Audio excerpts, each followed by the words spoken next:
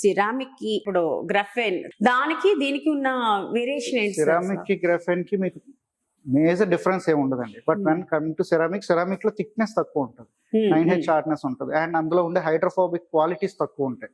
But గ్రఫైన్ లో ఏంటంటే ఇప్పుడు వచ్చిన కొత్త టెక్నాలజీ ఇది. మీకు సిరామిక్ అంటే కొంచెం అడ్వాన్స్, అంటే మేజర్ డిఫరెన్స్ ఉంటుంది అని చెప్పను, బట్ కొంచెం డిఫరెన్స్ ఉంటుంది.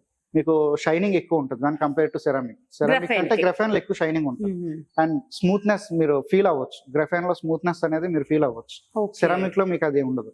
And scratch resistance power, ceramic లో మీకు scratch resistance power up to మనం 40% ఉంటే గ్రఫైన్ లో మీకు అప్ టు 70% ఉంటుంది. సో ఈ డిఫరెన్స్ ఉంటుందండి, అంతకంటే ఇంకా ఎక్కువ డిఫరెన్స్ ఉంటుంది. సో ప్రైస్ వేరియేషన్ ఉంటుందండి. మీకు సిరామిక్ స్టార్ట్స్ విత్ 25,000 అనుకోండి, గ్రఫైన్ 30,000 నుంచి స్టార్ట్ అవుతుంది. నామినల్ గా ప్రైస్ వేరియేషన్ ఉంటుంది, బట్ మనకి డిఫరెన్స్ మాత్రం హ్యూజ్ డిఫరెన్స్ ఉంటుంది కంప్లీట్.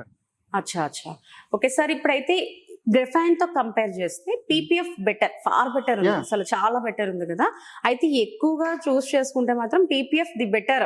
పీపీఎఫ్ నేను కస్టమర్స్ కి సజెస్ట్ చేస్తాను.